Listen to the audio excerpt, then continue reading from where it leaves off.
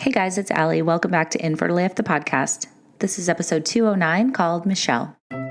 This episode is supported by Receptiva DX. Getting pregnant isn't always easy, as so many of you listening know.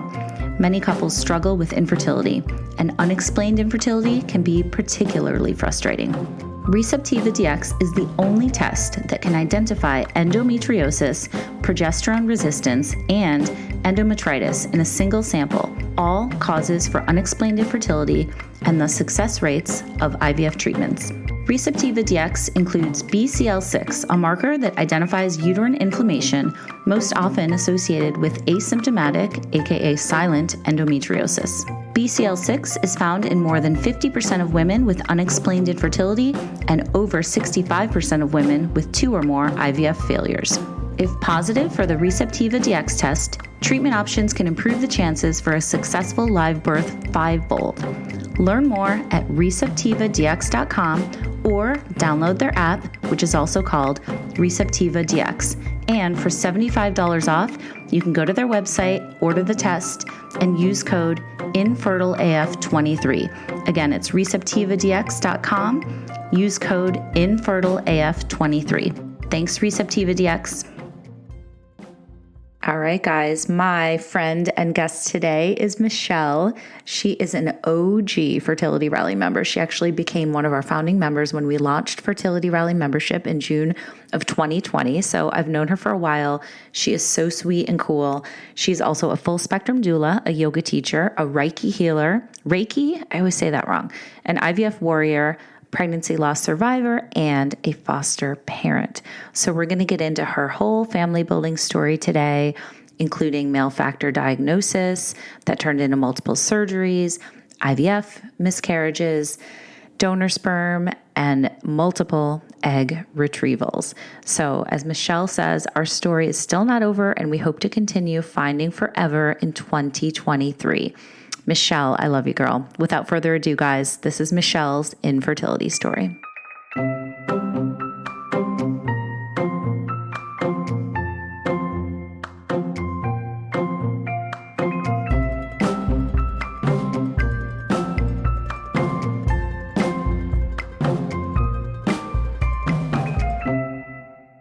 Let's do it, Michelle. Hi. Hi. So good to talk to you. You are like an OG Fertility Rally friend and member. And I haven't talked to you extensively. We've been texting, but I can't wait to hear what's going on with you and all that stuff. So thank you so much for doing this today. Thank you so much for having me. I've been of course wanting to share our story. I know we've been talking about it for like over a year, and I feel like now is a really good time. So let's start at the beginning. Did you always want to be a mom? Yeah. I remember being 12, wanting to have kids. I started babysitting the moment I could take the Red Cross course. Then I became a camp counselor. So it's kind of always been in my blood. Mm-hmm. Okay. So fast forwarding, how did you meet Lucas? We met online. Mm-hmm. A picture of our grandmas. It was on Bumble. And at the time, the woman had to make the first move. So the first thing I said to him was, yay for grandma pics. And that was the beginning. Wait, you both had pictures of your grandmas up? We both had pictures of our grandmas. Get out. I know. That's so cool. Yeah, it's really unique. I was like, not many guys have pictures with their grandmas. So I was like, let's try. Did you have a badass grandma? I mean, I had we both have little tiny Italian grandmas. So we were towering over our tiny grandmas. Okay. All right. So tiny grandmas united you. And then what happened when you guys got together? And when did you start talking about, we're skipping obviously a lot, but when did you guys start talking about staying together, being together, building a family, all that stuff? Yeah. Well, first date. Really? We connected on December 31st. We both were going to close our profiles down on January 1st, but luckily we met each other. Yeah. And then 7 days later, I kind of was like, do you want to meet in person? I was wasting no time at this point. I was I was a couple months before turning 27. Mm-hmm. And I'm like, my clock is ticking. Mm-hmm. And then on our first date, I pretty much laid it all out on the table. I was like, hi, want to get married, want to have kids, want to adopt, want to be a foster parent. And oh my gosh. he didn't run. So yeah. Was he agreeing with you? Yeah, he was like, yeah, I think those things are all great. I mean, we both came from like Italian and Sicilian on my side families. So he was like, yeah, I really want to have kids. I'm like, well, yeah, I definitely want to have kids. But like, I also think it's really nice to be able to like give back to the community. And he thought that was a really good idea. Okay. So then when did you guys start to try? Yeah. So we started dating. We got engaged 5 months later. Oh my And we God, got I love married. it. You're like, I am not fucking around. Hilarious given the rest of our story. And then 15 months later, we got married and we wanted to go on our honeymoon. So we went on our honeymoon like 6 months after that. And we started trying, like took out the goalie. IUD was removed. The moment we got back from our honeymoon, we were like, we're going to have a baby. Mhm. Mhm. And I should probably fast forward that I was like studying to become a birth doula. Mhm. So I knew like a lot about the reproductive system and I knew that we were getting older and you just never know until you start trying, sadly. And then we hit our 4-month mark and I was charting, I was wearing a bracelet and like something's wrong. I just could tell something was not, I don't know, it just didn't seem right. And I had Mhm. like coached like 5 of my friends that summer on how to get pregnant. I'm like, okay, I know what I'm talking about. Mhm. And then I made my husband lie to go get a semen analysis. I'm like, you Mhm. know, we've been trying a year. He got one done. And then the results were not so great. Okay. So what were the results? He had like a very low sperm count, like extremely low. And there weren't many motile sperm. So we Mhm. knew, and it's hilarious because he went to the VA, he's a veteran, and Mhm. they read his chart to him over the phone. And they were like, your hormones aren't that bad. They're actually in the normal range. And I looked at them. I'm like, if this was a woman, you'd be in menopause. Well, interesting. So you knew that from like your doula training and your birth training and all Yeah, that I stuff? knew that from and reading books. I read Taking Charge of Your Fertility. And that Mhm. book empowered me so much to advocate for myself and for my husband. I'm like, this is not right. And then I used all my connections to get us in with a urologist like a month later. I love it. And he looked at his results and was like, yeah, you have a vericocele. I can see it. Okay. Can you explain that to people who don't know what that is? Yeah. I'll do my best. I've Okay. kind of become like a cock doc in in in the last 4 years. A But cock doc. I love that. it's basically where blood vessels are twisted and men's balls. And it restricts like the blood flow. So that can cause sperm to not be produced. It makes the balls too hot. And if the balls are hot, sperm is killed. You Mhm. need like nice, cool balls. Mhm. Yeah. And he recommended that we repair that first. And then you have to wait 3 months because the sperm that comes out today was created 3 months ago. So we went ahead with that. And that was December of 19. Okay. Yep. So what did he think of that diagnosis? The doctor or my husband? Your husband. uh, it did not go over so well. Like the semen analysis and the first diagnosis obviously did not go over well. We live in a society where men are constantly being told, oh, what do you shoot blanks? Like grow some balls. And it just was like really hard to see because I was like, it's okay. It's a diagnosis. We move forward. But it hit him extremely hard. And I'll be honest, he also was dealing with reverse culture shock from coming back from the military, undiagnosed PTSD. Mhm. It all felt like it just like came crushing down on our fertility journey. Mhm. Yeah, the Which reason I ask is because I just feel like that isn't discussed enough. And you know, when it's male factor infertility or when they get a diagnosis like that, and I hope that by talking about it more, we can kind of, you know, blast those stigmas and have guys not feel like so bad about themselves or like it's their fault or they did something wrong, you know? yeah, I mean, it's genetic. You can't help it. Like they Mhm. happen or they don't. And then we did do genetic testing and he does have like a gene mutation that also is affecting his sperm. Okay. Yeah. So like that fast forward to 3 months, that brought us to March of 2020. Okay. He did a semen analysis and we got the results on Friday the 13th, Oh March my of 20. God. And Okay. the So doctor, that's like as the world is shutting down, right? oh, well, we went to the doctors that day and Uh-huh. my reproductive endocrinologist was like, don't worry, we've got like all we need is to get the sperm and then you'll get pregnant. And then Monday, the world shut down where we live. Okay. Wow. So a lot to unpack there. So what did they, when you went in and saw the doctor, like what did they tell you? Did they say that here's what we can do? Here are next steps? Like what are They you guys learning? They said there were still, so we did the repeat semen analysis and there still weren't enough sperm that we could do an IUI. Because I think for an IUI, you need like 10,000 motile sperm. We did not have over 100. Okay. But they said there's a procedure called a microtese. And this doctor he had met in November was new to our town. He was doing them. And she's like, you need to link up with him. And the goal would be to do the microtese on the same day as an egg retrieval for me, bring the sperm with the eggs and fertilize them. Okay. I'm going to ask you again, since you're the cock doc, how do you explain a microtese? This is how our doctor explained it to us. You take a ball and you open it up like a book.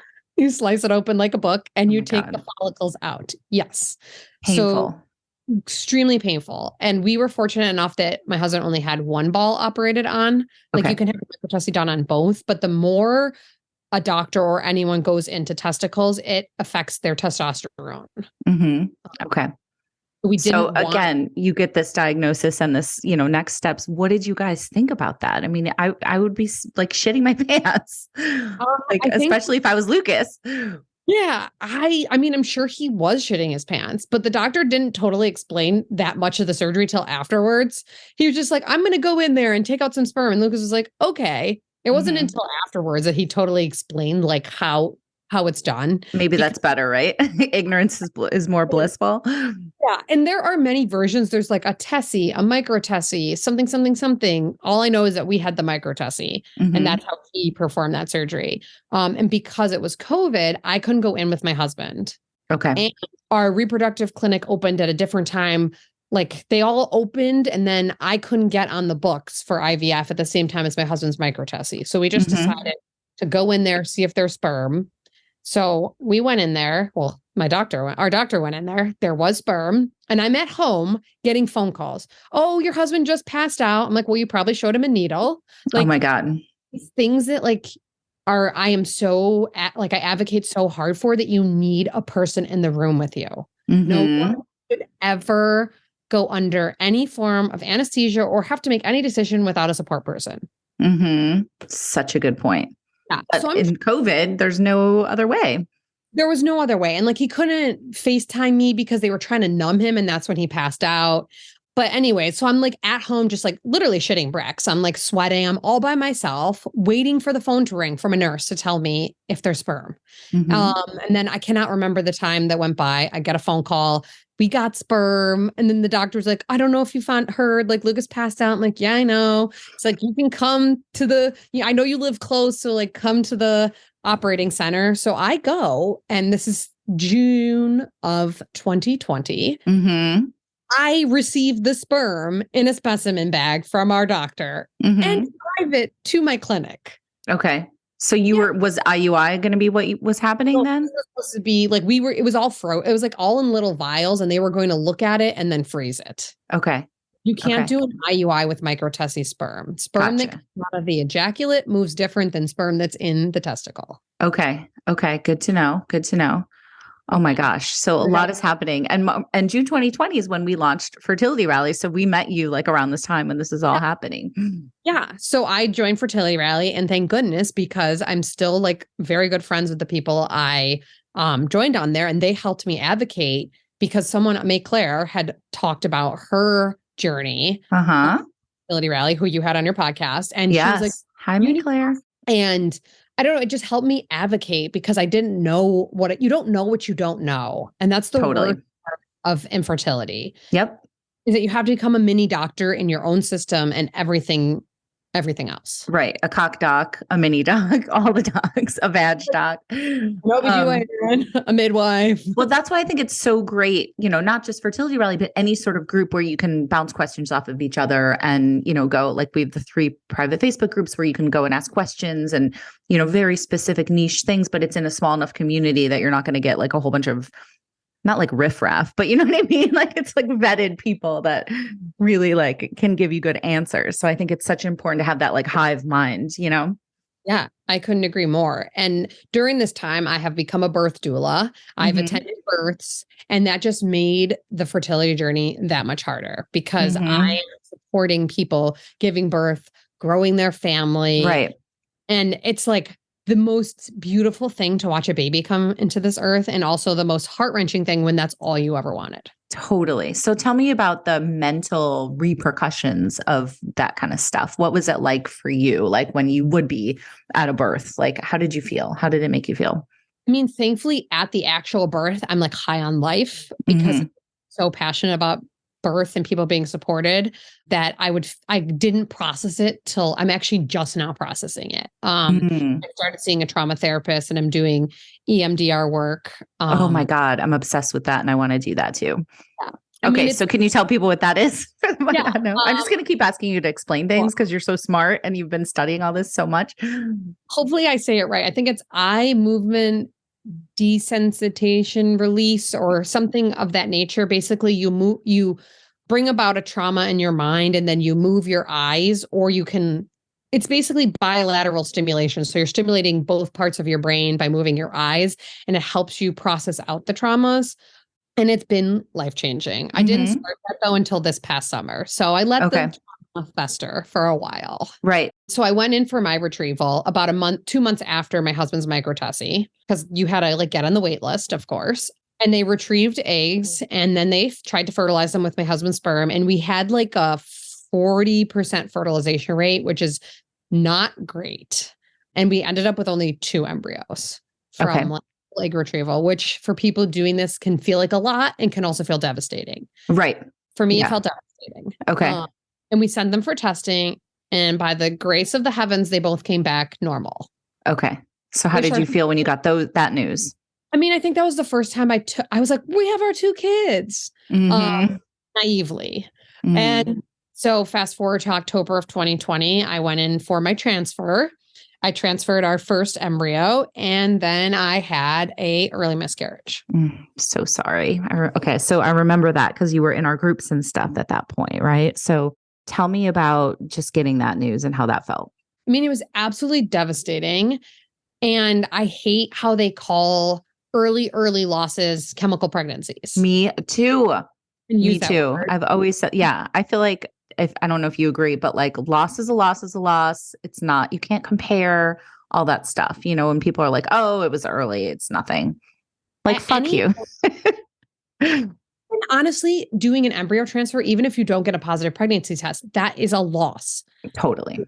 You have created an embryo that potentially, like we tested them. They were genetically quote unquote normal. Like even if they're not, it doesn't matter. An embryo for me, like putting an embryo in my body, if it takes or doesn't, if it doesn't take, that's a loss. Yes. Agreed. I did not handle that well. And it was like pregnancy and infant awareness loss month in October.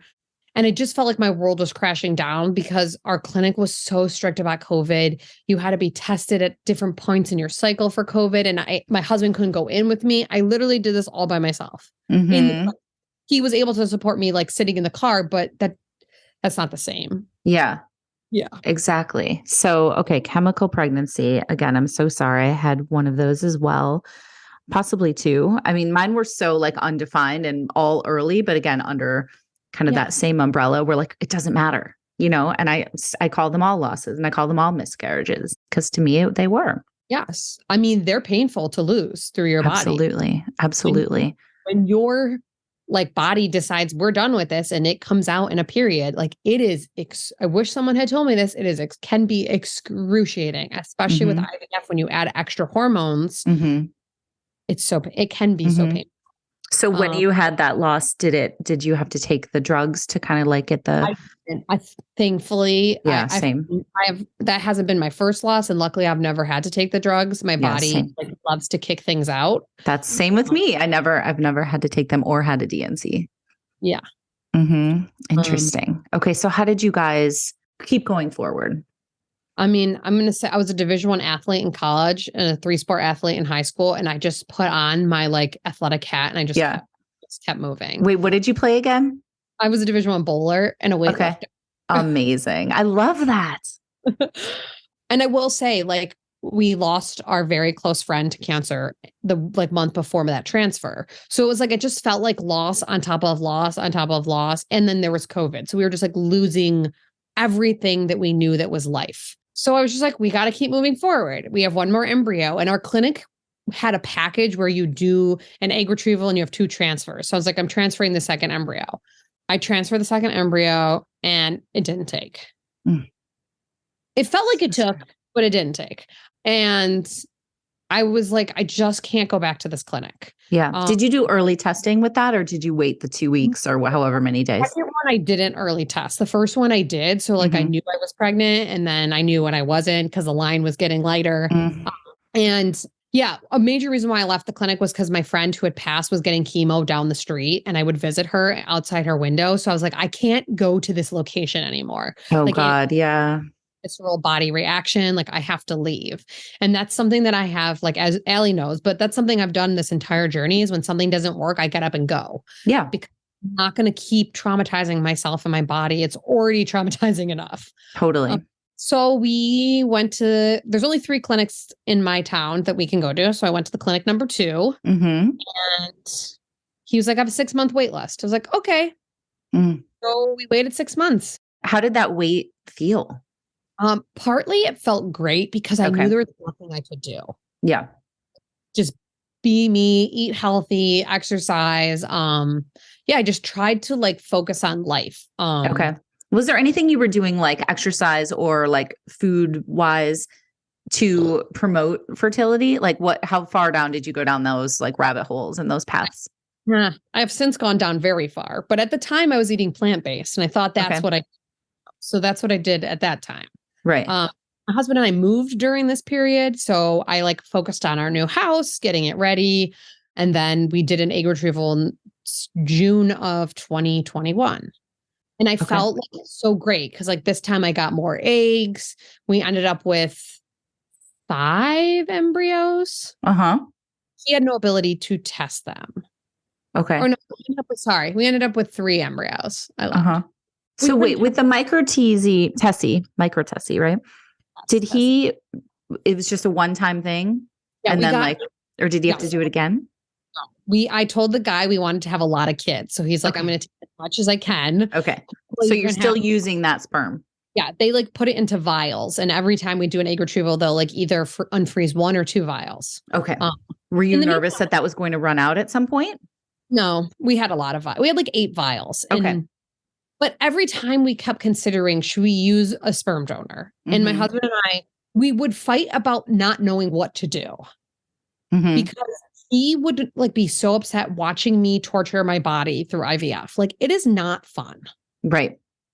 These hormones destroy you. I had to start doing pelvic floor physical therapy because after my first egg retrieval, like I couldn't have sex without pain. I was just crying all the time. Like everything hurt.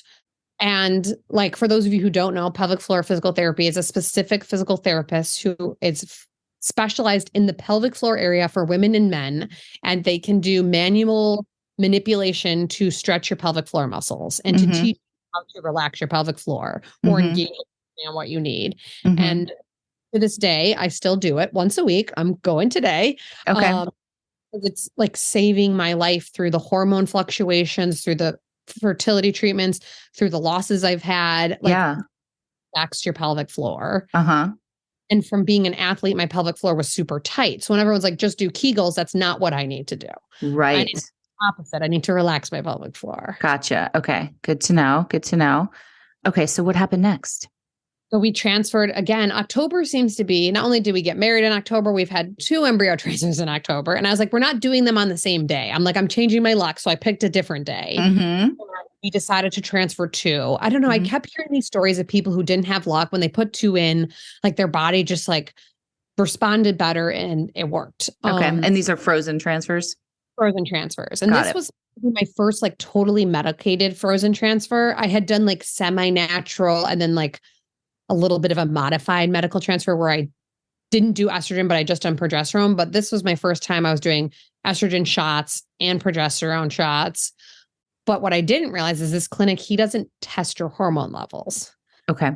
Like something I wish I would have asked was at what points do you test hormone levels during your egg retrieval, during your transfer, after your transfer? There was none. I advocated for them, but by the time I did, my progesterone was too low. And it was like, this also resulted in an early loss of the 2 embryos. And passing this loss, I like met up with a friend to go on a walk, and all of a sudden I was like, my stomach hurts. It was crampy and I started getting hot, and then I kept walking for like another hour. And then I get in the car and I called, and I finally think my body like relaxed, and I called Lucas. And I was like, I don't think I can make it home. Like I'm Oh my crying. God. Yeah. I'm seething pain. And he was like, just stay on the phone. You're only 5 minutes away. And I stayed on the phone. I made it home, and I just like got upstairs and I went to bed. I went on our bed and I'm like moaning and screaming and I like just don't know what to do. And he doesn't know what to do. He's like Googling, do I take her to the hospital? I'm like, they're not going to know what to do with me. I'm like, I'm losing a pregnancy. Like, unless I can call my midwife and go to the delivery room, Right. they're not going to know they're just going to, medically manage me, which I knew as a doula I didn't want. And something either I just like let my body go primal, and I eventually like get myself onto the toilet on my squatty potty, and I'm moaning and moaning and moaning, and I'm like in pain. I was just having a constant contraction that like did not go away for an hour and a half. Oh my God. I'm so sorry you had to go through that. And I lie down and I like fell asleep for half an hour, and then I get up and I'm like, Lucas, I feel okay. I think I need a walk. And I like sit on the toilet, and boom, plop, this humongous blob of whatever my pregnancy was comes out. And I was like, oh, no wonder I feel better, because it released from my uterine lining. Oh my God. Oh my God. And it was just like crazy that like I knew to like sit on the I was just like all these things, like I ended up not being able to lie down. Like my body was literally moving me where I needed to go. Like as a doula, that's super cool that my body like did what it needed to do. And I knew not let other people bother me, like hospital providers. I was like, no, I'm good. I mean, I was screaming, I was crying, but then at one point I just like got very like moany, like when my clients give birth. And that's like what I guess I needed to do for my body to like let go of this pregnancy. I think this was so much harder because I was so sure it was going to work. Right. Right. I love that you're so in tune with your body, though, that you like kind of were like trusting it to do what it was going to do. Not that that makes it any easier, but just kind of a cool thing that you've got going on, A blessing and a curse, because it makes it a little bit harder to do fertility treatments when you are so in tune. Yeah. This particular provider didn't even call me after this loss. So needless to say, I left this clinic. Okay. So that was clinic number 2? 2. Okay. Yep. So what happened next? Me being me, in August of this year, I decided I'm going to get a consult with the 3rd clinic. So I had a consult with a clinic in New York City. I live in Western New York. And there's not many options, but I was like, let me try this. I wanted to try CCRM in New York City as well. But something just told me like, book these things. Thank God I did, because like not even a month after my loss, the wait list had ended and I was getting ready to meet with clinic number 3. And at this point, my husband and I were like, we're going to do IUIs and we're moving to donor sperm, which for those of you who are new to this is not how things usually go. Usually you try IUIs, then move to IVF. But since we donor sperm, they told me like, you have a normal cycle, we can do an IUI. Okay. So were you out of sperm, or were you just worried that the sperm that you had extracted was not doing the trick? I don't know. We weren't out of sperm and we had one more embryo left. I just didn't want to keep having early losses without knowing. I kept thinking there's something going on in my body that we're missing, even though my cycles were normal. Like I have a higher ovarian reserve, and they're like, you might have PCOS, but then I would ask my doctor and they're like, you don't have all of the symptoms. You have one of the markers, but like, it could be affecting you. It might not be. Again, how much fertility is unknown. Right. Absolutely. Like, I mean, they look at me and they're like, you're going to conceive twins. And I'm like, yeah, here I am, still having not had a live birth. Totally. And so we moved to this clinic and we started doing IUIs with donor sperm. Okay. Tell me about the donor sperm process. How was that for you? Like figuring out? It was, by this point, it was easy because this was the 3rd time we'd looked at the website. Okay. Every time in our journey, they had said, well, you could use a donor. You can like do your husband and use a donor, or they never said we could do both together. They always just like, you can use a donor. Like you just need sperm. And I was like, no, it feel right to me. But this time I was like, let's just try these IUIs. And if I get pregnant, wonderful. like IUIs were covered under insurance. IVF wasn't. So we were trying to like save money and figure out why I'm not making it past the first trimester. Mm-hmm. So we do our first IUI, and it took us 4 attempts to get to our first IUI because I had been on Lupron before my transfer for 10 days, and it dumbed my cycle down so much that my body was like, we're sleeping. Like, interesting. Okay. and so I finally get to an IUI. I do an IUI in the spring of 2022. And again, I have an early loss. So you did end up getting pregnant and like testing. Did you wait the 2 weeks or early testing? I tested at home and it was positive, and I went and texted my doctor. Our urologist is on texting terms with us because he's like the one doctor we've stuck with this whole time because he wants us to be parents more than anything. Yeah. And it's like, you need that one care provider who just cares. It's like him and my midwife are like my best friend, like are what get me through this because they know how badly we want this and deserve it. Like everyone deserves it. But like when you try this hard, come on, something's got to take. And it's so nice when somebody's in your corner like that, like on the medical team, right? I mean, it makes such a difference when they're as invested as you are. Yeah. And I ended up needing, and the thing that like has made me frustrated on this journey is that I've needed to use all of my connections. Fast forward, we ended up doing, I can't even remember because this is how your brain works with fertility. I did 4 or 5 IUIs and I got pregnant 2 or 3 of them. Can't even remember how many losses. That's understandable. Yeah. One of them happened when Roe versus Wade was being leaked and overturned. Oh I had one when it was leaked and one when it was overturned. And at the time when it was being overturned, they thought I was having an ectopic pregnancy and wanted me to take methotrexate. Which I was like, you've got to be kidding me. People can't even get this drug who need it. And you're just like, you should take this. When I knew in my heart of heart, it wasn't an ectopic pregnancy. Turns out, thank goodness it wasn't. But I called every person I knew who worked in the medical field and said, I need a second opinion. No one would take me when I called because I was quote unquote mid-pregnancy, quote unquote ectopic pregnancy. And no one wanted to exert responsibility for my body. Yeah. Oh my God. Thank God you're such a great advocate for yourself. I feel like so many things would have gone differently. Like I'm privileged because I work in the birth world and I know people, which makes me frustrated for those who don't. But I turn around and when anyone contacts me and needs a connection in my town, I will go to the end to try to find someone to help them. That's great. Yeah, of course. This saved me because when you take methotrexate, it's a chemotherapy drug. You can't conceive for 3 months after that because it messes with your body. And that was my longest pregnancy because my HCG, like your HCG, yes. The pregnancy hormone was irregularly trending up. So they're like, something's wrong. That's why they thought it was ectopic, but it kept going up. And I'm like, I'm going to see this through. Like, this is the high, like, I want to see what my body will do. And it ended up going up for like a couple of weeks. And then it started going down. And then I passed it. Like I pass every other pregnancy. And I've been like fortunate and unfortunate that all of my losses happen before like 7 weeks.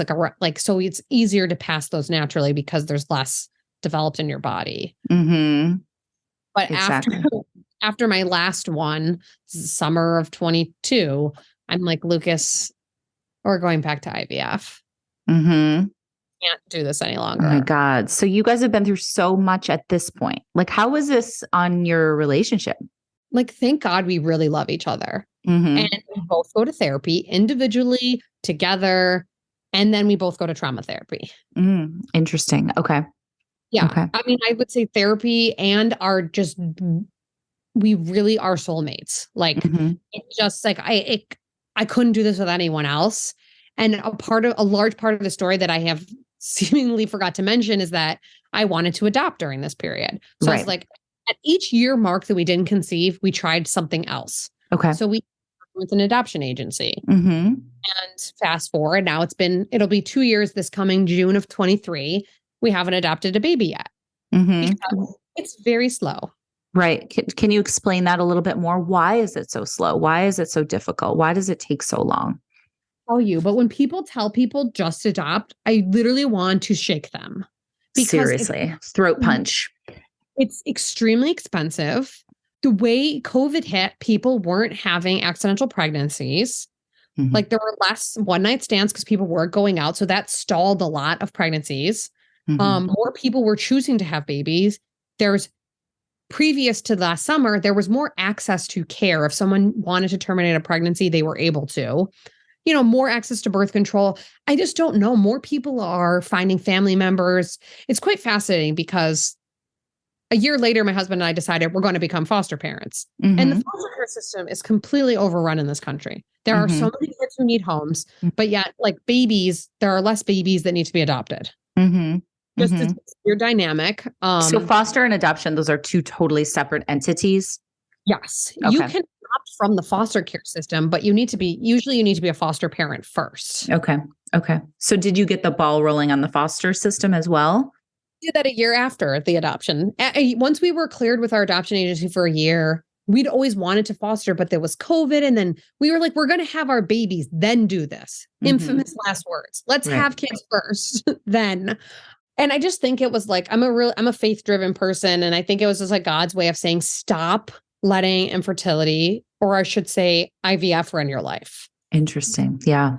Like I finally started doing all the things I wanted to do before we got our quote unquote, you need IVF diagnosis. Okay. So what kinds of things did you go back to, or how did you find yourself again? I don't even know. One of my yoga teacher friends, I'm also a yoga teacher. She did this women's reading of this book called The Artist's Way by Julia Cameron. And doing that, you every week you pick this artistic thing to do, and you just have to tap into yourself. And through doing that, I connected with and it was just a women's circle. I connected with other women who are also doing the same. And it just really inspired me that everyone's journey is different. And I really don't know. I think that athletic mindset is a blessing and a curse, because I just kept pushing forward. It was I'm going to be a parent.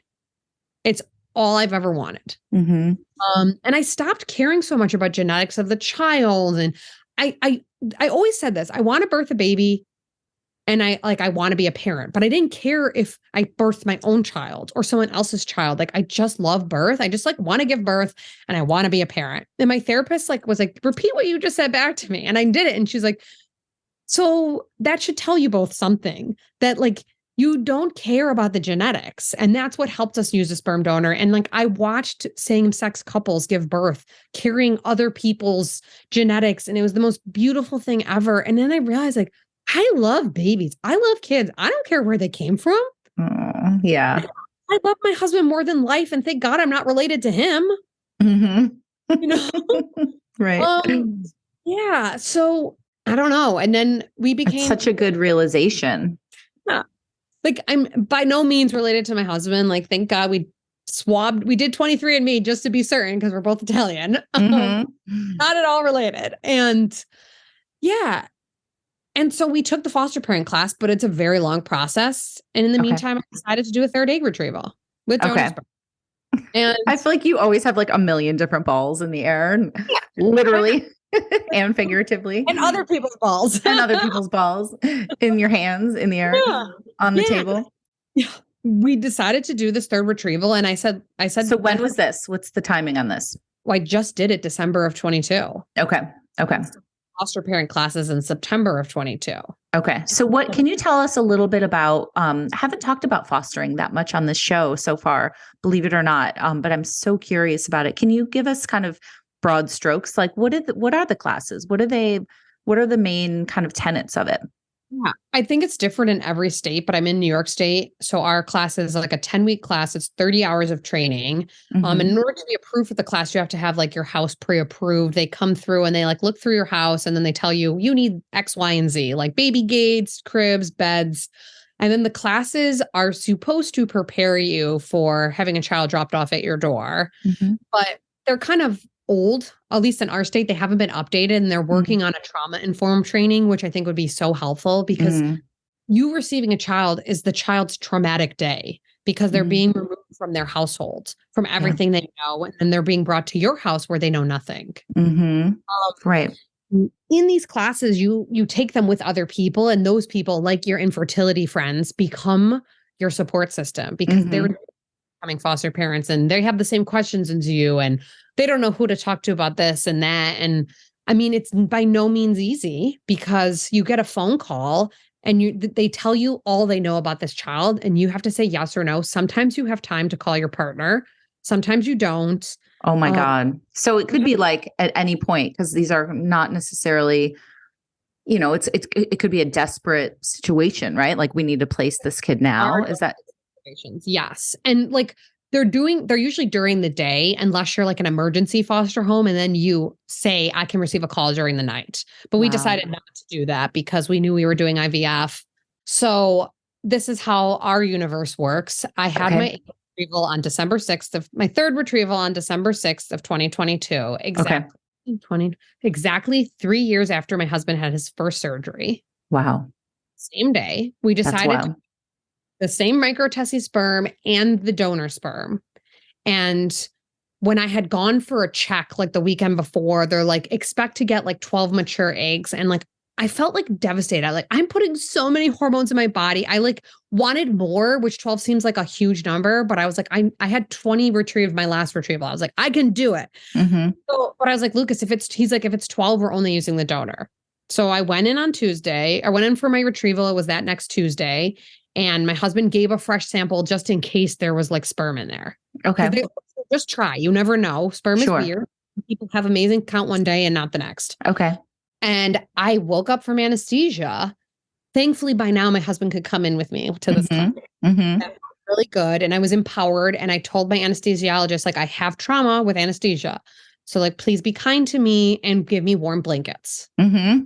And I woke up and I looked at the board and they circle the number of eggs you get on the board in front of you. And it said 26. And I was like, I'm drugged. That's not my number. Right. My number down.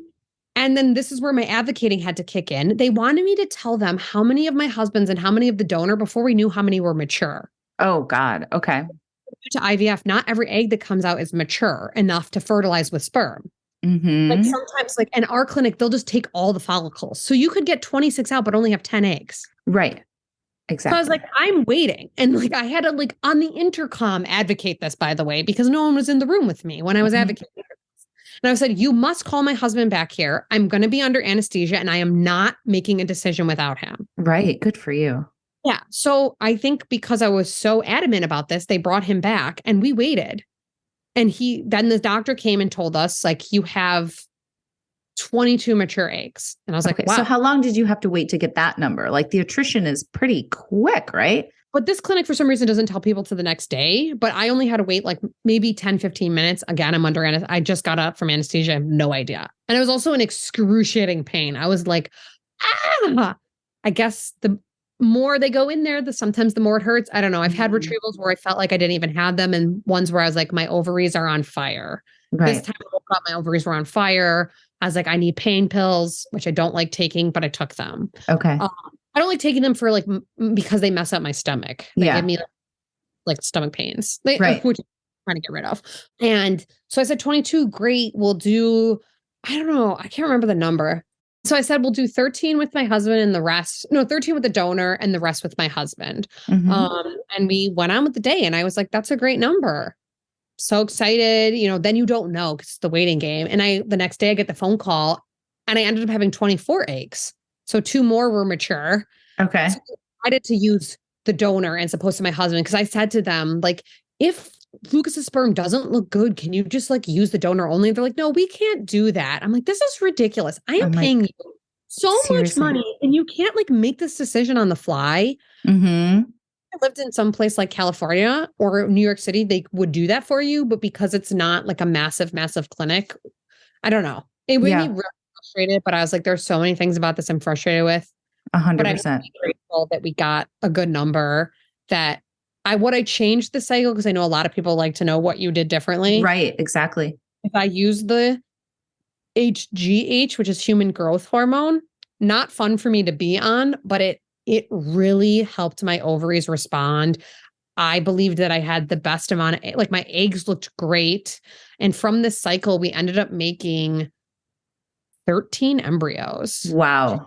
crazy amount of amazing. number. Was that the only major change? Was the HGH? And I doubled the amount of, I did 150 of gun and 150 in the Menopur. So I think that was the most amount of meds I ever put in my body. Okay. I stimmed less days, which is why I thought I was going to get less eggs. But so one of those 13 was my husband's. Okay. Which is crazy because the fact that only one of his fertilized, one made it to blast, and his one tested normal. Wow. Okay. So did you have all 13 tested? Yes, which costs so much money. But I'm like, thank God I did, because some of those embryos came back with some pretty crazy stuff that would have not led to a healthy pregnancy. Okay. So then what did you end up with after the testing?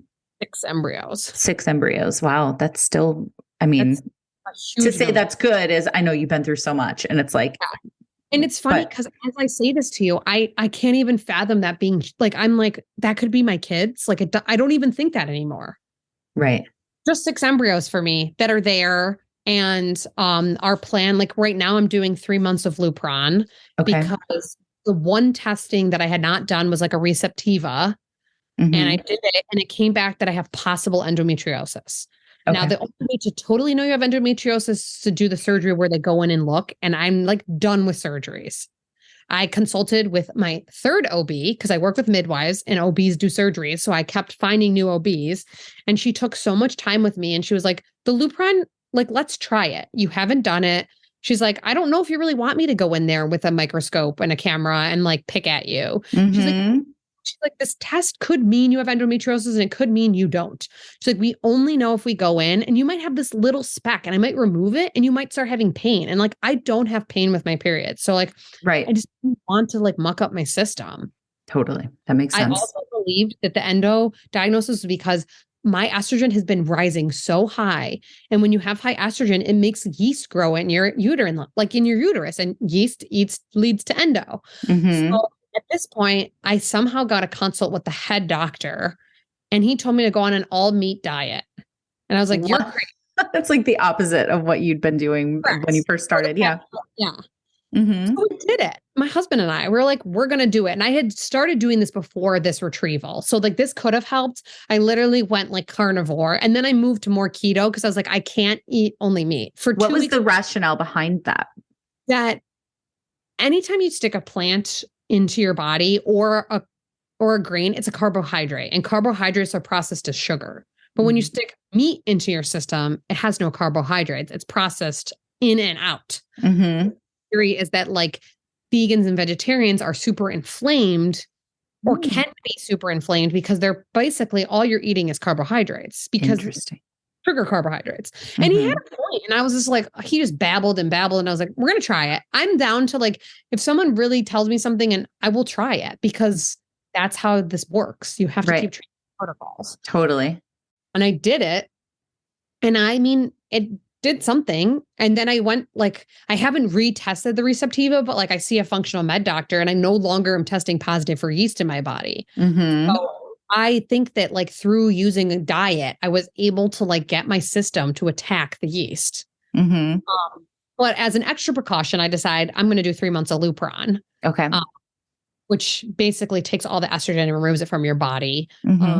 I felt like that for 2 reasons. One, because my estrogen had been in the 5,000s, like more than once in my life. That's not good, not natural. I do not want to give myself cancer from like overproducing my system. So we did that, and I'm waiting. I'm going to do a transfer in the spring of 23. And then weeks after my retrieval, which it's 12/19. So I look at the clock and it's 12/19 right now. And on December 19th, 2020, I received a call at 3:15 for a foster child. 3:15 on December 19th, 2020, I get a phone call, and my friend had texted me like, you're going to get a call, because the week before I had gotten a call for a 4-year-old, and I didn't 2020 or 2020? 2022. Okay.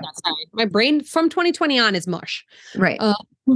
Yeah. So this is December 19th, 2022. And the week before that, on the 13th of December, I had gotten a call for a 4-year-old that I had to say no to, because we didn't want to jump age order from any of our nieces and nephews. We wanted to accept a child younger. And this was for many reasons. We felt good about this. Our friend from our class ended up saying yes to that child. And she got the call first for the child we accepted. And she was like, you need to call this family. Like they're ready. They'll take this child. So we get the phone call. I couldn't even call my husband. She's like, I need an answer now. Oh my gosh. He dropped off at 4:00. It's 3:15.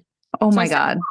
And I went into panic mode and I called my father and I was like, I need you to go grocery shopping. How old is this child? 2.5. 2.5. Okay.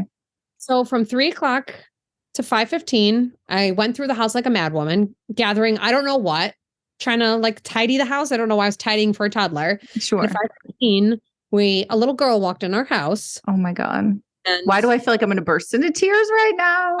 And handed me her octopus. And the first thing she said to me was octopus. And that's fostering. You go from nothing to a child at your door who doesn't know anything and maybe has a stuffed animal, maybe has nothing, but she really didn't have anything. And our community rallied around her. Interesting, fertility rally.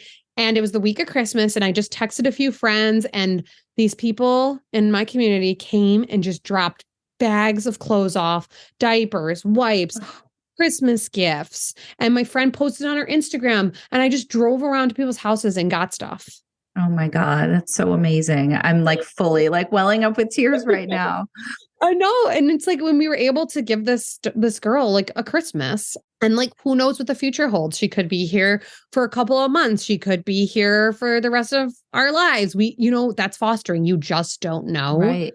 Can you talk about the first couple of days? I don't want to get too personal, or maybe there's things you can't share or don't want to share, and that's totally fine. But like, yeah, I can share. I just want to hear about the first couple of days and how it is now and how's she doing and how are you doing? And oh my God, this is incredible. It was, so being on Lupron messes with your mind. And she came in and all of a sudden, like she was so cute and it was like 5:00. We're like, we need to feed her. So we put her down. We like started eating dinner and I was like, Lucas, my stomach, like I was having I hadn't had an IBS flare since before we got married. And all of a sudden my body was like eliminating. And also I'd had anesthesia like 2 weeks before. So I'm like eliminating. And I'm like, but I was able, like the moment I got out of the bathroom, I was like full on with her. And I just, she starts rubbing her eyes. So we like put her down. It's like 6:20. I'm like, you must be tired. We put her to bed and I just like shut the door and I walk into another bedroom of ours and I just go down on the floor and I start crying. Oh yeah. I'm losing it. I'm crying. Lucy's like, are you okay? And I was like, I know that part of this is like the medication I'm on. And part of this is that like our hormones as women like fluctuate so much. Like anyone who has estrogen dominance in their body, it was just like so crazy. It was the week of Christmas, and then I was like, Lucas, you have to luckily he could take the day off. He's a teacher and he was able to get the day off. So he stayed home. And then by the grace of the universe, he had another 2 days off and then a whole week off for Christmas. Wow. Like windstorm. And that is exactly what I needed because we were able to get a routine. We got to know her. She got to meet our family members slowly because we're like, this girl's just experienced trauma and it's Christmas. We need to slowly start introducing her to people so she doesn't like walk into an Italian Christmas and be like blown off. Right. Like, I think because my husband and I both do so much trauma-informed therapy, we are that much more aware of how things can trigger you, us, the little girl. So we did our best. I mean, and she's been here now like 5 weeks as of yesterday. Oh my gosh. I can't imagine and remember my life without her. Oh. Yeah. Which is so wonderful that you guys are with her. What a wonderful match, and I hope that it turns out however it's supposed to turn out, Yeah, we don't know. And like, we've been saying that we're the bridge. Like as foster parents, we're the bridge. We don't know if they're going to stay on the bridge, if they're going to another house on a different, like, we just don't know. Yeah. So like when I look at it, like the bridge, I'm like, I am holding the bridge for this girl so that she can be on this bridge. Oh my God. And it's made like, it's so interesting because I've had friends and even people have said on your podcast, I wish I could go back and tell you it's going to change in this moment. And like, I got to experience that moment without giving birth and without having like a child of quote unquote my own. And it was the most amazing thing that like, I love this girl more than life itself. And like, I probably will always love her, whether she's in my life or not, because she's the first person to like make me a mom in the physical sense. Totally. You are her mama. It's Yeah. talk about having to kind of be in the moment though, too, right? Like you can't think too far ahead. I mean, you want to, but it's like, I guess you just have to every day be like, she's still here. I'm her mom today, like think of it in that terms. Would that be how you'd Yeah. categorize it as well? I always tell my birth clients to like have a mantra, like a saying that gets them through their birth. And like mine has been, today I am a mom. Mm-hmm. Today I'm a mom to this little girl. And, and we're still going through our fertility journey. And Right. like someone said to me, which is what pushed us to do the fostering now and not wait, that like they're like, this can be such a beautiful way to wait for your forever family. Mm. And like another mantra of mine has been like finding forever, because like what is forever? Nothing is forever. Mm-hmm. And like it's just made me so appreciative that like I've been pregnant 4 times now. And like I've done the darn thing. Like, Mm-hmm. I just like keep reminding myself, like, Michelle, you have gotten pregnant. And Mm-hmm. like hopefully one day you can have a live birth. But Mm-hmm. like you said you wanted to be pregnant, you were pregnant. And like Mm-hmm. appreciate and honor the fact that you were pregnant. Mm-hmm. And like it's made me a better doula, a better wife, a better everything, because like I've experienced loss in my own body. I've experienced this crazy fertility journey.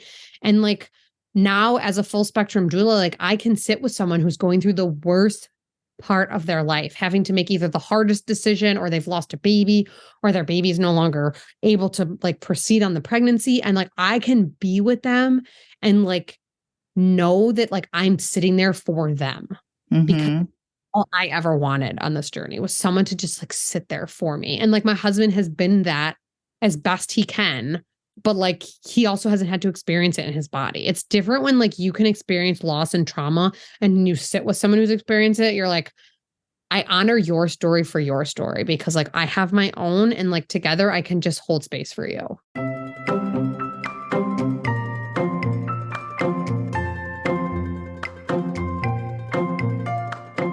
Thank you so much for listening, and thank you to Michelle. Definitely check out Fertility Rally, our community. We actually have rally guys now too. We have a guys membership, and we have a support group just for guys once a month for now. We'll probably do more frequent ones as we build interest and get the word out, but definitely check us out at fertilityrally.com and on Instagram at Fertility Rally. And also, if you have 2 minutes to rate and review this podcast, that would be so greatly appreciated. You can do it on Apple or wherever you listen to your podcasts. And also follow me on Instagram at Infertile AF Stories. Thanks for listening. Talk to you guys soon.